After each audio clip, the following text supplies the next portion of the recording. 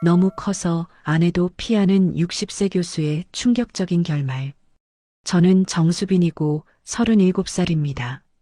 서울 시내 한 호텔에서 VIP 라운지 매니저로 일하고 있어요. 매일 새벽 6시에 일어나서 밤 10시에 집에 들어가는 생활이 3년째 계속되고 있었죠.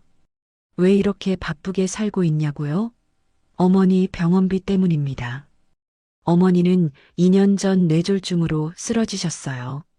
월 200만 원씩 나가는 병원비와 간병비를 혼자 감당하려니 하루도 쉴 수가 없었습니다. 그래도 VIP 라운지는 팁이 좋은 편이라 버틸만 했죠. 우리 라운지에는 항상 특별한 손님들이 오십니다. 재벌 회장들, 유명 연예인들, 정치인들까지. 그 중에서도 직원들 사이에 유독 화제가 되는 분이 한 분 계셨어요.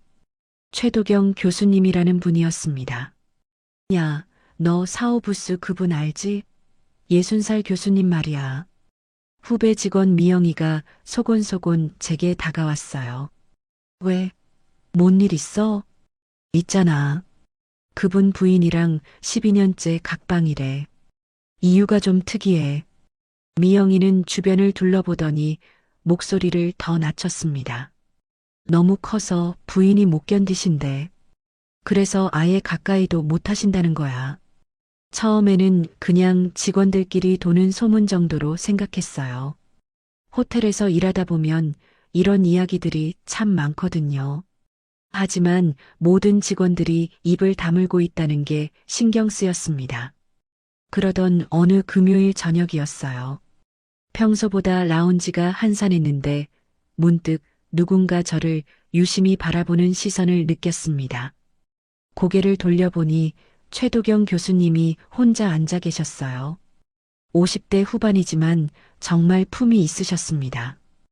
회색 정장이 잘 어울리고 차분한 눈빛이 인상적이었죠. 소문으로만 들었던 분을 직접 보니 전혀 다른 느낌이었어요. 그냥 조용하고 신사적인 어른이라는 생각이 들었습니다. 실례합니다. 혹시 잠깐 시간 있으실까요? 도경 교수님이 제게 다가와서 정중하게 말씀하셨어요. 목소리도 차분하고 부드러웠습니다. 네, 말씀하세요. 제가 요즘 개인적으로 처리할 일들이 많아져서요.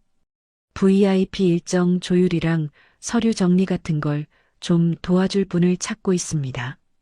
처음에는 그냥 비서 업무 정도인 줄 알았어요. 그런데 다음 말을 듣고 깜짝 놀랐습니다. 월 300만 원 추가로 드릴게요. 물론 본업에 지장 없는 선에서만요. 300만 원이요? 제 월급이 250만 원인데 추가로 300만 원이라니. 어머니 병원비 걱정이 한 번에 사라질 금액이었습니다. 구체적으로 어떤 일을 하게 되는 건가요? 크게 어려운 건 아니에요.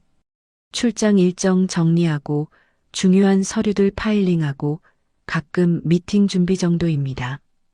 도경 교수님은 차분하게 설명해 주셨어요. 하지만 제 머릿속에는 계속 미영이가 했던 말이 맴돌았습니다. 12년째 각방, 너무 커서 부인이 못 견딘다는 그 소문 말이죠. 시간을 좀 드릴게요. 생각해보고 답변 드리겠습니다. 물론이죠. 급한 건 아니니까 천천히 생각해보세요. 그날 밤 집에 가는 지하철 안에서 계속 고민했어요. 300만 원이면 어머니 병원비는 물론이고 제 생활도 한결 여유로워질 텐데. 하지만 왜인지 마음 한편이 불편했습니다. 며칠 뒤 결국 일을 받아들이기로 했어요. 어머니를 생각하면 선택의 여지가 없었거든요. 좋습니다. 도와드리겠습니다. 고맙습니다.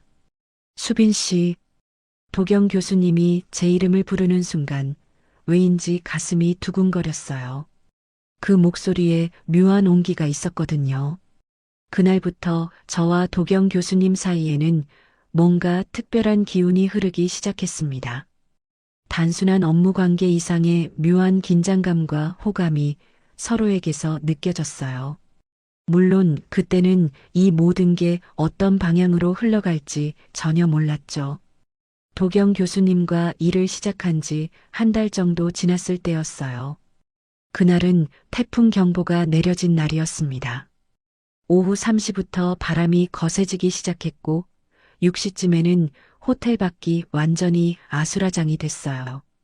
직원분들, 오늘은 일찍 퇴근하세요. 대중교통이 끊기기 전에 빨리 가세요. 지배인이 방송을 했지만 저는 갈 수가 없었습니다. VIP 고객들이 몇 분 남아 계셨거든요. 특히 도경 교수님은 원래 8시 약속이 있으셨는데 태풍 때문에 취소가 됐다고 하셨어요. 오후 7시 라운지는 거의 텅 비어 있었습니다. 평소 북적이던 공간이 이상하게 조용했어요. 밖에서는 바람소리와 빗소리만 들렸죠. 수빈 씨, 아직 안 가셨네요. 도경 교수님이 저에게 다가오셨어요. 평소와 달리 조금 지쳐 보이는 표정이었습니다. 고객분들이 계셔서요. 그리고 지금 나가봐야 교통편이 없을 것 같아요. 저도 마찬가지예요. 차가 있긴 한데 이 바람에 운전하기엔 너무 위험해 보이네요. 창밖을 보니 나무들이 휘청거리고 있었어요. 정말 위험해 보였습니다. 오늘 조금 더 같이 있어주면 안 될까요? 도경 교수님의 목소리에 뭔가 간절함이 있었어요. 평소에 차분하고 정중한 톤과는 조금 달랐죠. 네, 물론이죠. 저도 혼자 있기가 무서웠거든요. 이런 날씨에 텅 빈 호텔에 혼자 남겨지는 게 더 두려웠어요. 시간이 지나면서 라운지에는 정말 저희 둘뿐이었습니다. 다른 고객분들도 모두 객실로 올라가셨고 직원들도 거의 다 퇴근했어요. 조명도 절반만 켜놓아서 분위기가 평소와 완전히 달랐습니다. 수빈 씨, 혹시 술 한잔 하실래요? 오늘 같은 날엔 좀 필요한 것 같아서요. 도경 교수님이 위스키 한 병을 꺼내셨어요. 평소 라운지에서 드시던 그 위스키였죠. 저는 술을 잘 못해요. 괜찮아요. 조금만요. 이런 날씨에 긴장이 풀어야 할 것 같아서요. 술잔을 받아들고 조금씩 마셨어요. 목이 따뜻해지면서 마음도 조금 편해졌습니다. 바깥 바람소리가 점점 거세지고 있었어요. 수빈 씨, 제가 오늘 좀 이상한 이야기를 해도 될까요? 도경 교수님의 표정이 평소와 달랐어요. 뭔가 무거운 걸 품고 있는 것 같았습니다. 무슨 이야기든 들어드릴게요. 저 결혼한 지 20년 됐어요. 하지만 12년째 아내와 각방을 쓰고 있습니다. 갑작스러운 고백에 저는 말문이 막혔어요. 직원들 사이에 떠도는 소문이 사실이었다는 걸 직접 확인하는 순간이었죠. 처음엔 서로 사랑했어요. 하지만 제가 너무 큰 탓에 아내가 고통스러워했습니다. 신혼 때부터 그랬어요. 도경 교수님의 목소리가 점점 낮아졌어요. 아내는 저와 가까워지는 걸 점점 두려워했어요. 매번 아파했거든요. 그래서 결국 포기했습니다. 서로를 위해서요. 저는 그 순간 가슴이 먹먹해졌어요. 평생 그런 외로움을 견뎌온 사람의 마음이 어떨지 상상이 안 됐거든요. 그런데 수빈 씨를 만나고 나서부터 오랫동안 잊고 살았던 감정들이 다시 살아나는 것 같아요. 도경 교수님이 저를 바라보는 눈빛이 너무 진실했어요. 그 눈에서 지금까지 혼자 견뎌온 긴 외로움이 보였습니다. 교수님, 저도 처음엔 그냥 일관계로 생각하려고 했어요. 하지만 자꾸 수빈 씨 생각이 나더라고요. 이런 제 마음이 부담스럽다면 언제든 말해주세요. 밖에서는 태풍이 더 거세지고 있었어요. 창문이 흔들리는 소리가 들렸죠. 그 순간 저도 모르게 도경 교수님의 손을 잡고 있었어요. 교수님도 많이 외로우셨겠어요. 제 말에 도경 교수님의 눈에 눈물이 고였어요. 60살 어른이 이렇게 약해 보이는 모습을 보니까 제 마음도 무너졌습니다. 수빈 씨 같은 사람이 저를 이해해준다는 게 믿기지 않아요. 그 순간 저희는 서로에게 다가갔어요. 처음엔 그냥 위로였어요. 하지만 점점 다른 감정이 되어갔죠. 12년 동안 누구에게도 받아보지 못한 따뜻함을 주고받는 느낌이었어요. 그날 밤 저희는 결국 선을 넘었습니다. 태풍이 지나간 새벽 서로의 체온으로 외로움을 달래며 새로운 관계의 시작을 알렸어요. 60살과 37살 나이 차이도 상황도 모든 게 복잡했지만 그 순간만큼은 그런 게 중요하지 않았습니다. 그날 밤 이후 도경 교수님과 제 관계는 완전히 달라졌어요. 겉으로는 여전히 업무적인 관계를 유지했지만 서로를 바라보는 눈빛이나 말투에서 특별한 온기가 느껴졌습니다. 며칠 뒤 도경 교수님이 부산으로 출장을 가셨어요. 3일 정도 일정이었는데 첫날 저녁부터 전화가 왔습니다. 수빈 씨, 지금 뭐 하고 있어요? 집에서 저녁 먹고 있었어요. 출장 일정은 어떠세요? 다 좋은데. 수빈 씨가 없으니까 뭔가 허전하네요. 도경 교수님의 목소리에서 진심이 느껴졌어요. 저도 모르게 입가에 미소가 지어졌죠. 저도요. 오늘 나온 지가 좀 적적했어요. 그 이후로 매일 밤 전화가 왔어요. 처음엔 간단한 안부 정도였는데 점점 길어졌습니다. 하루 일과나 사소한 이야기들을 주고받으며 시간 가는 줄 몰랐어요. 오늘 회의에서 좀 힘들었어요. 젊은 사람들과 세대 차이를 많이 느끼더라고요. 그래도 교수님은 경험이 많으시잖아요. 분명 좋은 의견 많이 주셨을 거예요. 수빈 씨가 이렇게 말해주니까 기분이 좋아지네요. 이런 대화들이 저에게는 정말 소중했어요. 누군가 제 하루를 궁금해하고 제가 그 사람의 하루를 위로해 줄 수 있다는 게 새로웠거든요. 출장에서 돌아온 날 도경 교수님이 선물을 가져오셨어요. 부산에서 유명하다는 화장품 세트였는데 고급스럽게 포장되어 있었어요. 부산 가서 수빈 씨 생각이 나서 샀어요. 이런 걸 왜 너무 비싸 보이는데. 괜찮아요. 수빈 씨가 좋아할 것 같아서요. 그런 작은 관심들이 저를 설레게 했습니다. 오랫동안 누군가에게 이런 마음을 받아본 적이 없었거든요. 하지만 며칠 뒤 일이 일어났어요. 평소처럼 핸드폰으로 은행 앱을 확인하다가 깜짝 놀랐습니다. 통장에 200만 원이 입금되어 있었거든요. 급하게 도경 교수님께 전화했어요. 교수님, 혹시 제 통장에 돈 넣어주신 거예요? 아, 그거요? 지난번. 고마웠어서요. 지난번이 뭔가요? 그날 밤 말이에요. 수빈 씨가 저를 많이 위로해줬잖아요. 그 순간 가슴이 철렁 내려앉았어요. 위로라고 했지만 결국 그날 밤 일에 대한 대가라는 뜻이었거든요. 교수님, 저는 그런 의미로 한 게 아니었는데. 아니에요. 그냥 제 마음이에요. 부담 갖지 마세요. 전화를 끊고 나서 한참을 멍하니 앉아 있었어요. 머릿속이 복잡했습니다. 도경 교수님이 저를 어떻게 생각하는 건지, 저는 그분에게 뭐가 된 건지 알 수가 없었어요. 나는 대체 뭐가 된 거지? 이런 생각이 계속 맴돌았어요. 진짜 좋아해서 가까워진 건지 아니면 돈을 받는 관계인 건지 경계가 흐려졌습니다.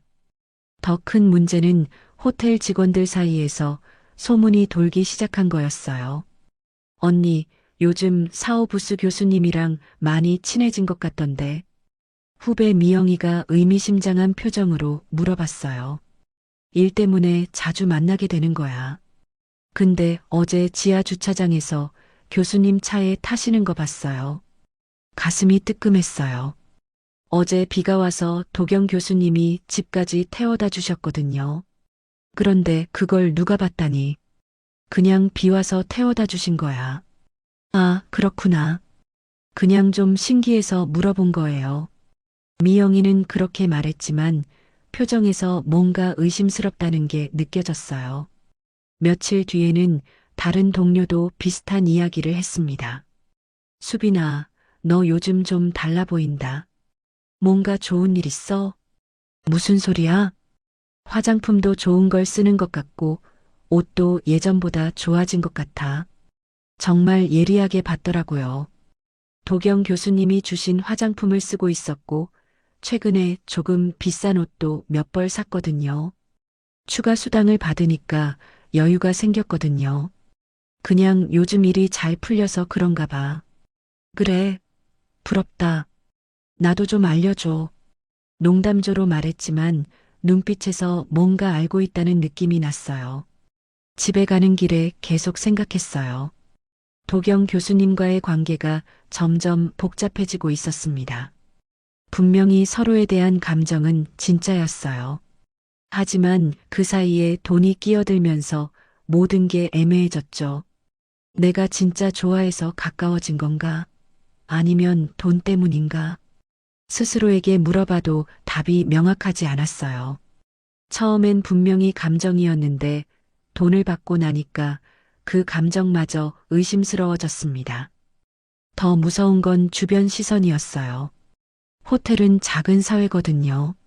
소문이 한번 돌기 시작하면 걷잡을 수 없게 퍼져나가죠. 제가 도경 교수님과 어떤 관계인지에 대한 추측들이 점점 구체화되고 있다는 게 느껴졌어요. 200만 원 입금 사건 이후로도 도경 교수님은 변함없이 저를 챙겨주셨어요. 아니, 오히려 더 세심해지신 것 같았습니다. 수빈 씨, 오늘 좀 피곤해 보이네요. 어머니 병원 다녀오느라 새벽에 일어났어요. 그럼 오늘은 일찍 들어가세요. 제가 지배인한테 얘기해 드릴게요. 이런 식으로 항상 제 상황을 신경 써주셨어요. 정말 다정했죠. 하지만 문제는 그 다음이었습니다. 다음날 통장을 확인해 보니 또 50만 원이 들어와 있었어요. 메시지와 함께요. 어머니 병원비에 보태세요. 처음엔 감사했어요. 정말 필요한 돈이었거든요. 하지만 동시에 마음 한편이 불편했습니다. 왜 자꾸 돈을 주시는 걸까 하는 의문이 들었어요. 교수님, 너무 자주 이러시면 제가 부담스러워요. 왜요? 제가 수빈 씨를 아끼니까 그러는 거예요. 부담 갖지 마세요. 아끼신다는 말이 마음을 따뜻하게 했어요. 하지만 그 따뜻함도 잠깐이었습니다. 일주일 뒤에는 명품 가방이 배송됐어요. 제가 지나가는 말로 예쁘다 했던 그 가방이었습니다. 교수님, 이건 너무 비싼 거 아니에요? 수빈 씨가 좋아할 것 같아서요. 그 가방 메고 있으면 더 예뻐 보일 것 같아서. 달콤한 말이었지만 가방값이 200만 원이 넘는다는 걸 나중에 알았어요. 왜 이렇게 비싼 선물을 주시는 걸까 궁금했습니다. 그 다음 주에는 아예 생활비 명목으로 100만 원을 보내주셨어요. 수빈 씨가 돈 걱정 안 하고 편하게 지냈으면 좋겠어요. 하지만 저는 월급도 받고 교수님이 주시는 추가 수당도 있어요. 그래도 여유가 있어야죠. 제가 챙겨주고 싶으니까 받아주세요. 이런 패턴이 계속 반복됐어요. 도경 교수님이 저를 챙겨주시고 그 뒤에는 반드시 돈이나 비싼 선물이 따라왔습니다. 처음엔 그냥 마음의 표현이라고 생각했는데 갈수록 이상했어요. 어느 날 저녁 도경 교수님과 조용한 레스토랑에서 식사를 했어요. 분위기 좋은 곳이었고 대화도 즐거웠습니다. 수빈 씨와 함께 있으면 정말 편하네요. 오랫동안 이런 기분 못 느껴봤어요. 저도요. 교수님이랑 있으면 마음이 안정돼요. 서로 진심을 주고받는 시간이었어요. 그런데 집에 와서 핸드폰을 보니 또 메시지가 와 있었습니다. 오늘 저녁 고마웠어요. 마음에 담아두세요. 그리고 80만 원 입금. 그 순간 정말 복잡한 기분이 들었어요. 분명히 즐거운 저녁이었는데 돈을 받고 나니까 그 시간이 다르게 느껴졌거든요. 이 사람은 나를 정말 좋아해서 챙기는 걸까? 아니면 내가 필요해서 돈을 주는 걸까? 이런 생각이 머릿속을 떠나지 않았어요. 도경 교수님의 마음은 진심 같았어요. 하지만 그 진심 뒤에 항상 돈이 따라오니까 헷갈렸습니다. 다음날 동료 미영이가 저를 조심스럽게 불러냈어요. 언니, 솔직히 물어봐도 돼요? 뭘? 사오부스 교수님이랑. 정말 그냥 일 때문에 만나는 거예요? 왜 그렇게 물어? 요즘 언니가 너무 달라진 것 같아서요. 옷도 좋아지고, 가방도 명품이고, 그리고 표정도 예전과 다르고, 미영이의 말이 예리했어요. 정말 많이 달라졌거든요. 경제적으로 여유가 생기니까 외모도 달라졌고, 마음도 한결 편해졌어요. 그냥 요즘 일이 잘 되고 있어. 정말요? 그냥 궁금해서 물어본 거예요. 하지만 미영이 표정에서 뭔가 더 알고 있다는 느낌이 났어요. 그날 밤 집에서 거울을 보며 생각했어요. 정말 많이 달라져 있었어요.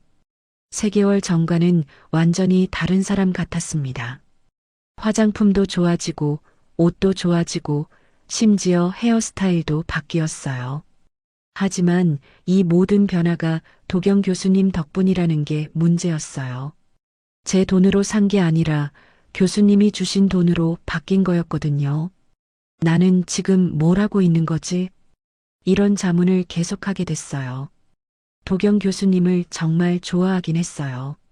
그분과 있으면 행복했고 대화도 즐거웠어요. 하지만 그 감정이 순수한 건지 아니면 경제적 안정감 때문인 건지 구분이 안 됐습니다. 더 큰 문제는 이제 그 돈 없이는 살기 힘들어졌다는 거였어요. 어머니 병원비는 물론이고 높아진 생활 수준을 유지하려면 계속 필요했거든요.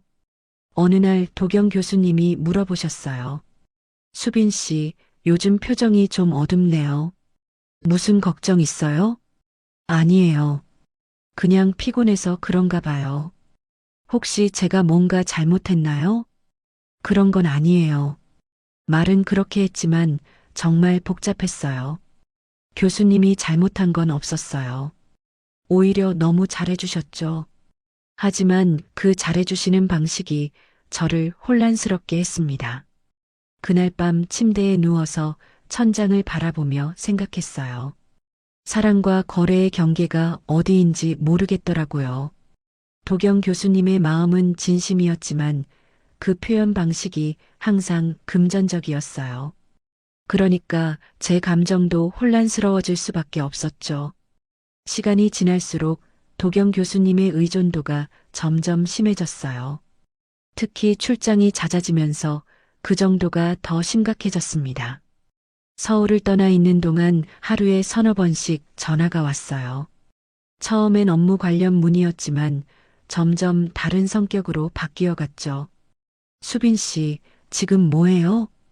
집에서 저녁 준비하고 있어요. 교수님은 저녁 드셨어요?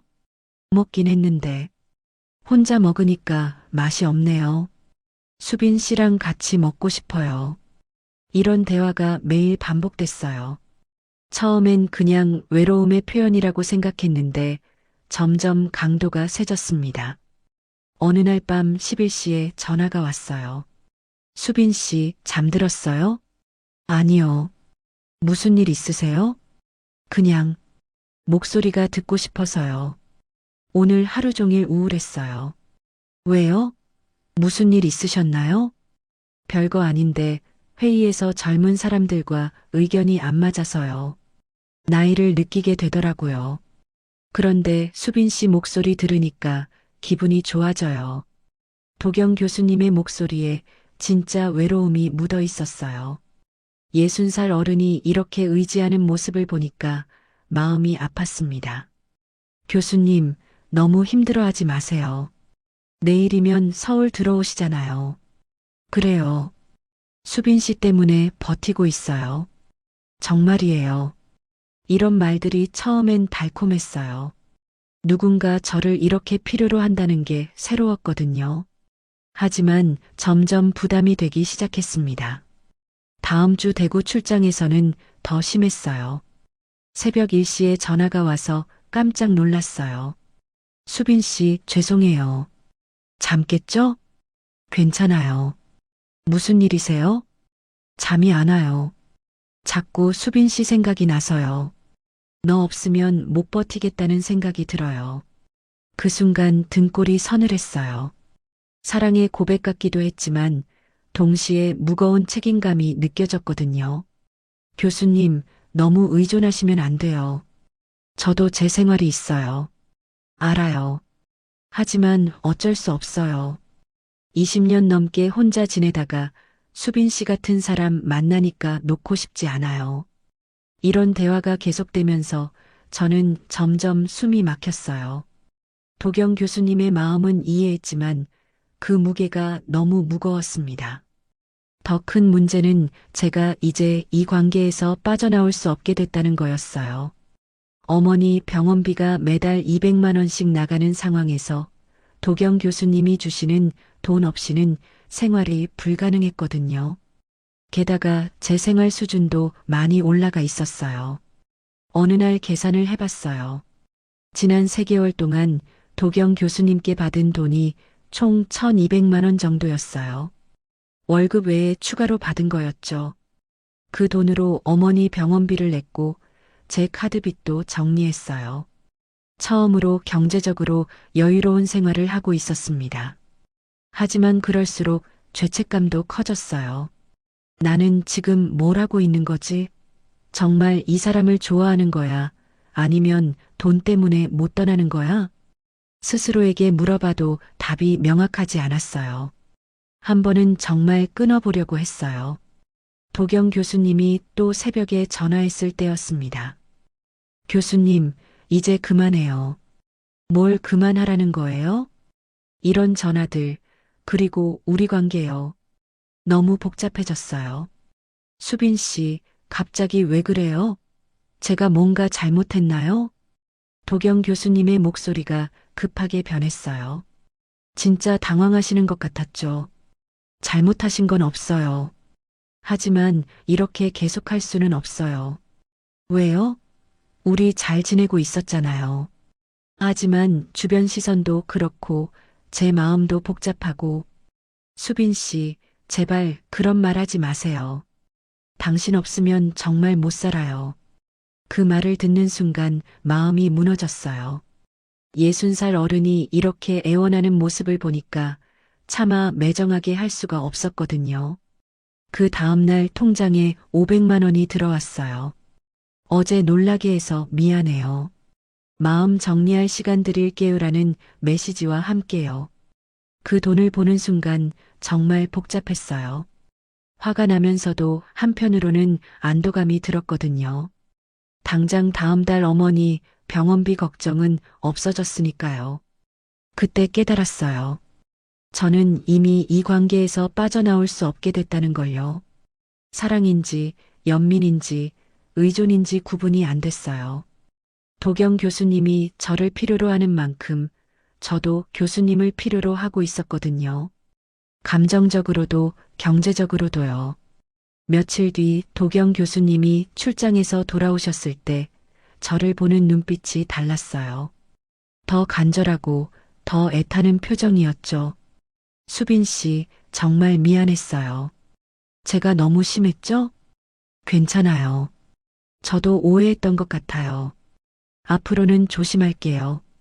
하지만 수빈 씨만은 놓고 싶지 않아요. 그 순간 저는 완전히 항복했어요. 이 관계를 끝낼 수도 없고 계속할 수도 없는 애매한 상태에서 그냥 떠내려가기로 했습니다. 도망치고 싶었지만 벗어날 수 없는 덫에 걸린 기분이었어요. 도경 교수님과의 관계가 깊어지고 있던 어느 날 뭔가 이상한 기운을 느끼기 시작했어요.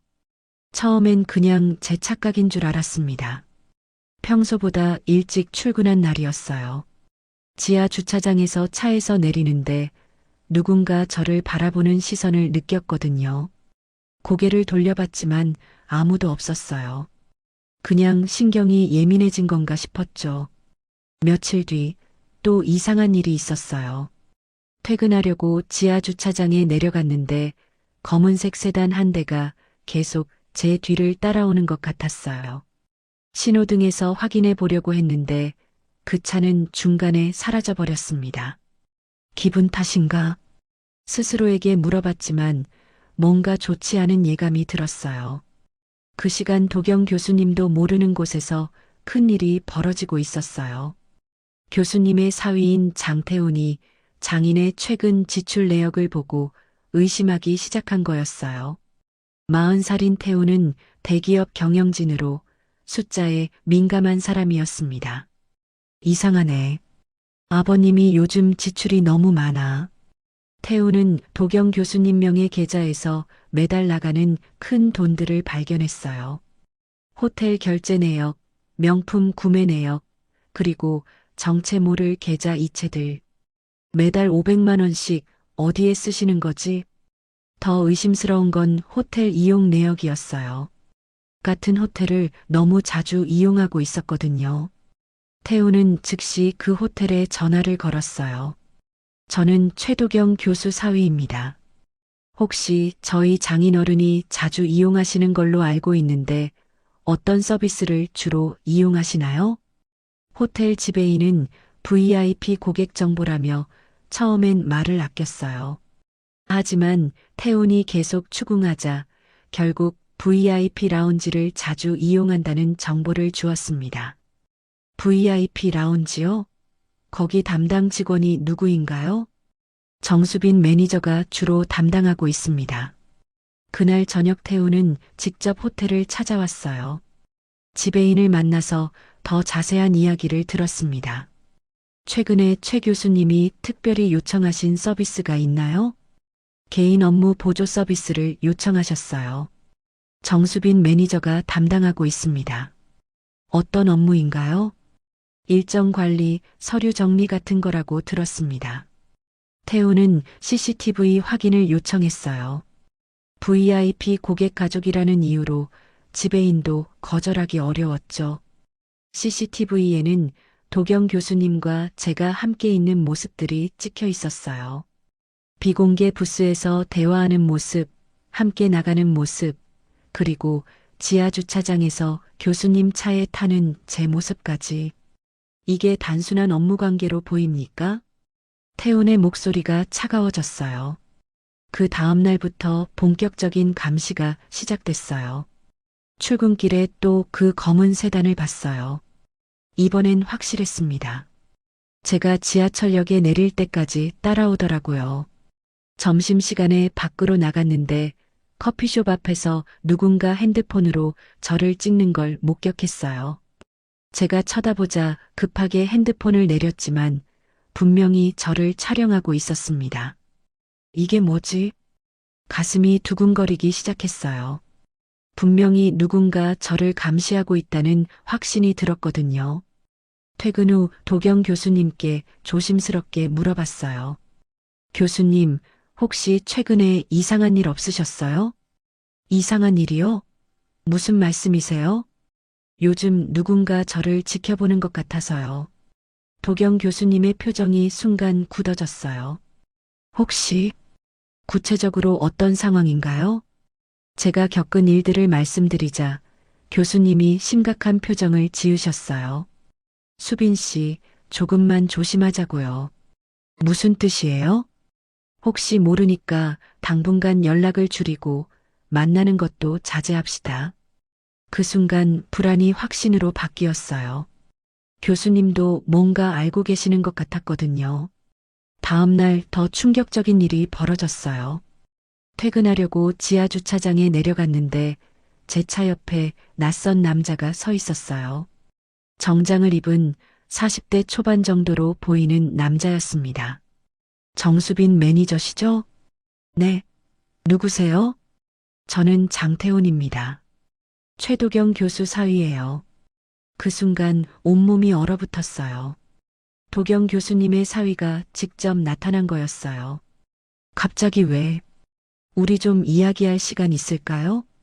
태훈의 목소리는 정중했지만 눈빛은 차가웠어요. 지금은 힘들 것 같은데요. 그럼 언제가 좋으실까요? 아니면 여기서 간단히 얘기할까요? 선택의 여지가 없다는 느낌이었어요. 저희 장인어른과 어떤 관계인지 궁금해서요. 업무적인 관계입니다. 업무요? 어떤 업무인가요? 태우는 이미 모든 걸 알고 있다는 표정이었어요. 일정 관리나 서류 정리 같은 그런 업무로 매달 500만 원씩 받으시나요? 그 말을 듣는 순간 다리에 힘이 빠졌어요. 정말 모든 걸 알고 있었던 거예요. 그게 아니라 증거는 다 있습니다. CCTV도, 계좌 이체 기록도, 호텔 이용 내역도 말이죠. 태훈이 핸드폰을 꺼내서 사진들을 보여줬어요. 도경 교수님과 제가 함께 찍힌 사진들이었습니다. 이제 그만하세요. 더 큰 문제가 되기 전에. 그날 밤 집에 와서 손이 덜덜 떨렸어요. 이미 모든 게 들통난 상황이었어요. 태훈의 감시는 생각보다 훨씬 체계적이었고 이미 결정적인 증거들을 다 확보한 상태였습니다. 장태훈과의 만남 이후 며칠이 지났어요. 도경 교수님과는 연락을 끊은 상태였고 저는 매일 불안에 떨며 지내고 있었습니다. 언제 폭탄이 터질지 모르는 상황이었거든요. 그 폭탄은 생각보다 빨리 터졌어요. 월요일 오전 평소처럼 라운지에서 업무를 보고 있는데 지배인이 급하게 저를 부르더라고요. 수빈 씨, 지금 당장 사무실로 와보세요. 지배인의 표정이 심상치 않았어요. 뭔가 큰일이 벌어졌다는 느낌이 들었죠. 사무실에 들어가자 지배인과 함께 인사팀 과장님도 계셨어요. 테이블 위에는 여러 서류들이 놓여 있었습니다. 수빈 씨, 앉으세요. 무슨 일인가요? 최도경 교수님과의 관계에 대해서 질문이 좀 있어요. 그 순간 가슴이 철렁 내려앉았어요. 결국 터진 거였어요.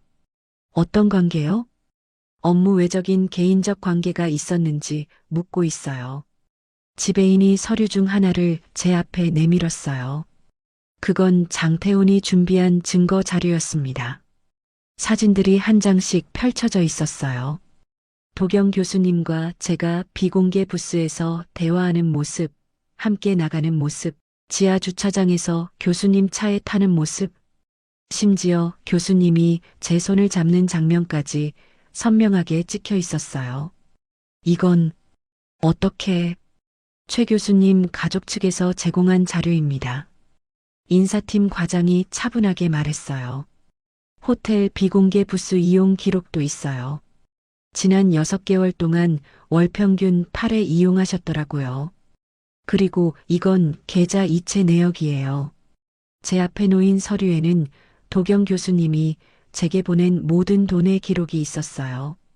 날짜, 금액, 심지어 이체 메시지까지 다 정리되어 있었습니다. 총액이 2,400만 원 정도 되네요. 이 돈의 성격이 뭔지 설명해 주실 수 있나요? 저는 말문이 막혔어요. 뭐라고 변명할 수 있겠어요? 모든 증거가 눈앞에 있는데. 그 시간 도경 교수님도 회사에서 똑같은 상황을 겪고 계셨어요. 장태훈이 직접 회장실로 찾아가서 모든 자료를 내려놨거든요. 이게 뭐냐? 회장이 사진들을 보며 물었어요. 저희 장인어른의 최근 행적입니다. 장인어른이 젊은 여자와 호텔 매니저입니다. 37살이고요. 장태훈의 목소리는 차가웠어요. 6개월 동안 이 여자에게 2,400만 원을 송금했습니다. 명목은 업무 보조비라고 하는데 실제로는 매일 밤 호텔에서 만나고 있었어요. 회장의 표정이 점점 굳어졌어요. 아내도 12년째 피하는 장인이 호텔 매니저와는 매일 밤. 이게 사랑입니까? 아니면 다른 겁니까? 장태훈의 마지막 말이 회장실에 울렸어요. 당장 도경을 불러. 1시간 뒤 도경 교수님이 회장실에 불려갔어요. 이게 뭔가? 회장이 사진들을 내려치며 소리쳤어요. 회장님, 60살 된 사람이 어린 여자에게 이게 뭐 하는 짓인가? 설명드릴게요. 설명? 뭘 설명해? 이 창피한 걸. 도경 교수님은 아무 말도 할 수 없었어요. 모든 게 명백했거든요. 당장 직위 해제야. 명예퇴직 서류 준비해. 그 순간 도경 교수님의 30년 직장 생활이 끝났어요. 호텔에서도 제게 최후 통첩이 내려졌어요. 수빈 씨, 윤리 위반 소명서를 제출하세요. 일주일 안에요. 소명서요? VIP 고객과 부적절한 관계, 금품 수수, 호텔 이미지 실추. 이 모든 걸 해명해야 해요. 지배인의 말은 이미 결론이 정해져 있다는 뜻이었어요. 그날 밤 도경 교수님에게서 전화가 왔어요. 수빈 씨, 미안해요. 목소리가 완전히 꺾여 있었어요. 교수님 괜찮으세요? 직위 해제됐어요. 명예퇴직 권고 받았고요. 그 말을 듣는 순간 눈물이 쏟아졌어요. 제 때문에 교수님이 이런 일을 당하게 된 거였어요. 제 탓이에요. 아니에요. 제가 신중하지 못했어요. 교수님, 저 어떻게 하죠? 우리, 이제 만나기 힘들 것 같아요. 그 말이 이별 통보였어요. 다음 날 저는 호텔에 사직서를 냈어요. 소명서 대신에 말이죠. 제가 그만둘게요. 교수님을 더는 위험하게 하고 싶지 않아요. 지배인에게 그렇게 말했어요. 수빈 씨, 잘 생각한 거예요. 이 일이 더 커지면 모두에게 좋지 않아요. 마지막 출근 날 동료들의 시선이 따가웠어요. 이미 소문이 다 퍼진 상태였거든요. 언니, 정말 그런 관계였어요? 미영이가 조심스럽게 물어봤어요. 복잡해. 그것밖에 답할 수 없었어요. 짐을 정리하며 지난 6개월을 되돌아봤어요. 처음엔 단순한 업무 관계였는데 어떻게 이렇게 됐을까 싶었죠.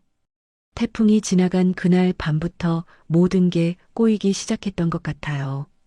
감정과 돈이 섞이면서 순수했던 마음도 명확했던 경계도 다 흐려졌어요. 도경 교수님과의 마지막 통화에서 그분이 말씀하셨어요. 수빈 씨, 정말 고마웠어요. 오랫동안 잊고 지낼게요. 저도요, 교수님. 그렇게 우리의 관계는 끝났어요. 6개월 동안의 황혼 연애가 하루아침에 무너져 내린 거였죠. 사진 한 장, 계좌 내역 몇 장으로 모든 게 끝나버렸어요. 이별은 정말 갑작스럽게 찾아왔습니다. 호텔을 그만둔 후 일주일이 지났어요. 저는 좁은 원룸에서 하루 종일 멍하니 지내고 있었습니다.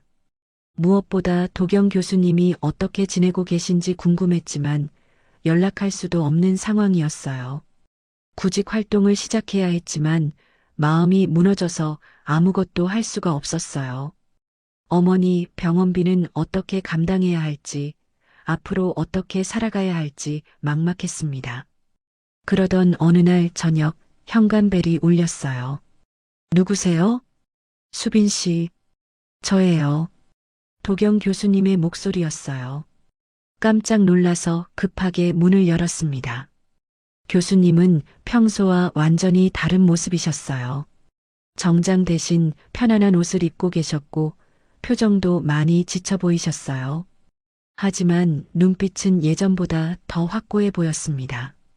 교수님, 어떻게 여기까지 들어가도 될까요? 작은 원룸에 교수님을 모시는 게 부끄러웠지만 거절할 수도 없었어요. 자리도 체면도 다 버렸어요. 교수님이 소파에 앉으시며 조용히 말씀하셨어요. 무슨 말씀이세요? 회사에서 명예퇴직했어요. 30년 다닌 회사를 나왔습니다. 교수님, 그리고 아내와도 이혼 절차를 밟고 있어요. 이미 12년간 남남처럼 살았으니까 절차상 문제는 없을 거예요. 저는 말문이 막혔어요. 교수님이 이런 큰 결단을 내리셨다는 게 믿기지 않았거든요. 왜 그런 선택을 하신 거예요? 이제 난 너 없인 못 살아요. 정말이에요. 교수님의 목소리에 진심이 담겨 있었어요. 수빈 씨 때문에 깨달았어요. 60살까지 살면서 진짜 사랑이 뭔지 처음 알았습니다. 그러시면서 교수님이 가방에서 서류 봉투를 꺼내셨어요. 이게 뭐예요? 퇴직금하고 제가 모아둔 돈이에요. 6억 정도 됩니다. 6억이라니 상상도 못할 큰 돈이었어요. 그리고 이건 오피스텔 계약서예요. 강남에 있는 30평짜리인데 4억에 샀어요. 교수님, 이게 다 무슨, 우리가 함께 살 집이에요. 제 이름으로 사긴 했지만 수빈 씨 이름으로 이전할 거예요.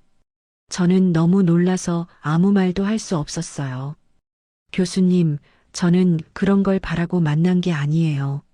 알아요. 그래서 더 고마운 거예요. 교수님이 제 손을 잡으셨어요. 수빈 씨는 돈 때문이 아니라 진짜 저를 좋아해 줬잖아요. 그게 얼마나 소중한지 아세요? 그 순간 눈물이 쏟아졌어요. 그동안 억눌렀던 감정들이 한꺼번에 터져 나왔거든요. 저는 교수님이 아니라 도경 씨를 좋아한 거예요. 저도 수빈 씨를 정말 사랑해요. 나이도 상황도 다 상관없어요.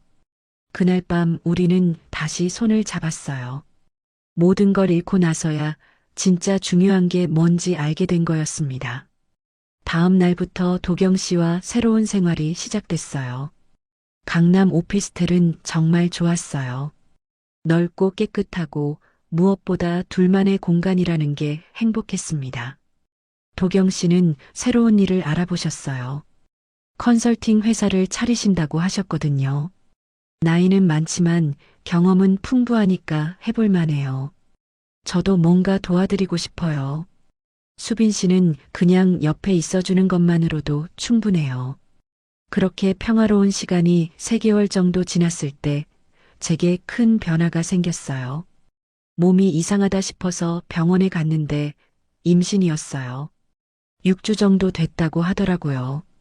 도경 씨, 네, 제가 임신한 것 같아요. 도경 씨의 표정이 순간 굳어졌어요. 그러다가 갑자기 눈물을 흘리시더라고요. 정말이에요? 네, 병원에서 확인했어요. 수빈 씨, 고마워요. 정말 고마워요. 도경 씨가 저를 꼭 안으시며 우셨어요. 60살에 처음 갖게 되는 아이였거든요. 하지만 모든 사람이 우리를 축복해주지는 않았어요. 임신 6개월쯤 됐을 때 도경 씨 딸한테 들켰어요. 병원에서 우연히 마주쳤거든요. 아버지, 이게 뭐예요? 딸의 목소리가 차갑게 식어 있었어요. 설명할게. 설명요? 60살에 애를 가져? 그것도 저 여자와? 정말 모욕적인 말들을 쏟아내더라고요. 저는 그냥 서 있을 수밖에 없었어요. 그만해. 도경 씨가 딸을 말렸어요. 아버지, 정신 차려요. 이 나이에 이게 뭐 하는 짓이에요? 내 인생이야. 엄마한테 뭐라고 할 거예요? 엄마와는 이미 끝났어. 그날 이후 도경 씨와 딸의 관계는 완전히 끊어졌어요. 딸은 아예 연락을 끊어버렸습니다. 도경 씨는 많이 속상해 하셨지만 결심을 바꾸지는 않으셨어요. 수빈 씨, 후회 안 해요? 어느 날 제가 조심스럽게 물어봤어요. 뭐요? 딸과의 관계도 끊어지고 사회적 체면도 다 잃으셨잖아요. 도경 씨가 제 배를 쓰다듬으시며 말씀하셨어요. 아내도 평생 날 피했지만 수빈 씨는 날 있는 그대로 받아줬어요. 그게 얼마나 고마운지 알아요? 하지만 난 이 사람과 살 거예요. 우리 아이와 함께요. 그 말씀이 정말 감동적이었어요. 지금 임신 8개월이에요. 곧 아이가 태어날 거예요. 도경 씨는 매일 태교에 열심히 쉬고 저는 행복한 예비 엄마가 됐어요. 주변에서는 여전히 시선이 곱지 않아요. 60살과 37살, 그리고 곧 태어날 아기. 흔하지 않은 가족 구성이죠. 하지만 우리는 행복해요. 처음엔 돈 때문에 시작된 관계였지만 지금은 진짜 사랑으로 이어진 가족이거든요. 너무 커서 아내도 피하던 남자에게 인생에서 가장 뜨거운 황혼 연애가 시작됐어요. 그리고 이제 우리에게는 새로운 생명까지 찾아올 예정입니다. 정입니다. 정입니다. 정입니다.